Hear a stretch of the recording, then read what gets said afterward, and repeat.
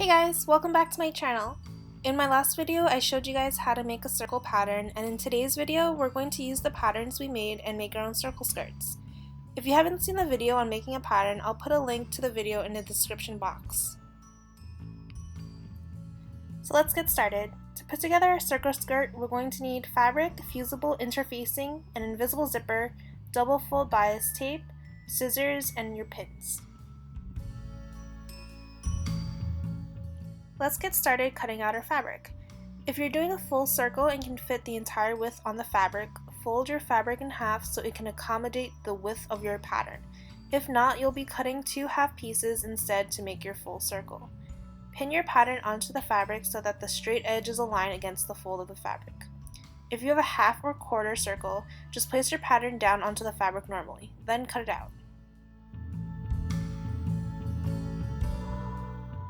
If you're making a full circle, cut one side open so that it can be the back piece where the zipper is going to go into. If you're doing the full circle into two pieces, you don't have to do this. Once you have your circle cut out, you're going to want to hang it overnight so the fabric can stretch out a bit because it's cut on the bias. The next day, place your pattern on top of your fabric and trim the excess fabric off. But while you wait for your circle to stretch out, let's cut out the waistband. Having the fabric folded in half again, pin down your waistband pattern and cut it out. Then, cut out the same waistband in your interfacing. Now we're ready to assemble our skirt. First, attach your interfacing to your waistband by ironing it on. After this, iron the seam allowances in so that you have an idea of where they are.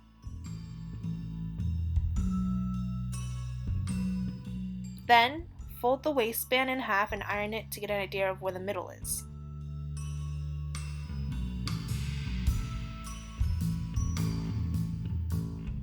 Now we're going to pin the waistband onto the skirt at the top, right sides of the fabric facing together. Sew the two pieces together, making sure to stitch in the iron seam allowance from earlier. Next, let's hem the bottom of the skirt.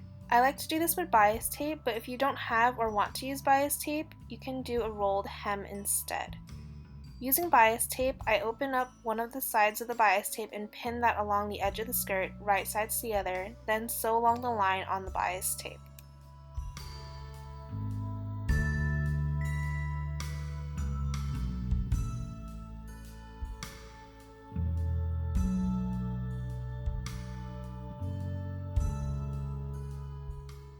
After that's sewn, fold the bias tape up so that it's resting on the wrong side of your fabric and pin it down, and then sew it again to keep the bias tape secured.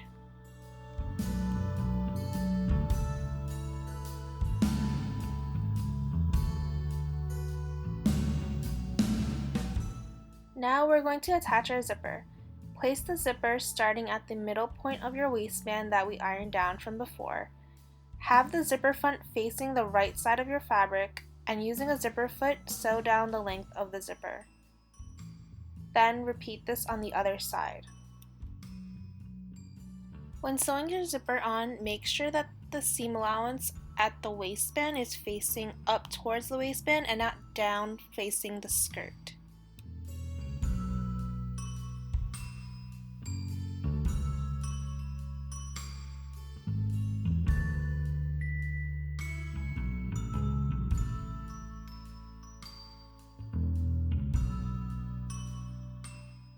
Then turn your skirt inside out so the wrong side of the fabric is showing.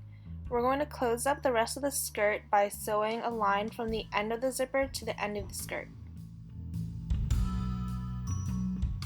The last thing to do is finish up the waistband. Turn your skirt right side out and fold the waistband in half so that it also covers the zipper, and stitch a straight line down, making sure not to sew onto the zipper teeth but right next to it. You also want to make sure your seam allowance is turned upwards. Turn the waistband out and you'll have a clean lined look. Repeat this on the other side.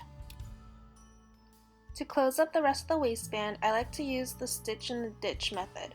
This method means stitching right into the seam where the waistband and the skirt meet.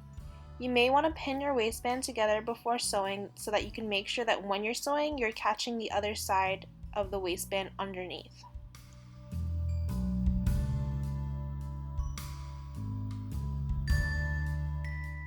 Once you finish that, you're done with your skirt. If you make a skirt using my tutorial, please show me photos by sending it to me on Facebook or tagging me on Instagram. This isn't the end of my circle videos, so next time I'll show you other ways you can use circles in your cosplays. So please subscribe if you enjoyed this video and want to see more. Thank you for watching, and if you have any questions, leave me a comment below.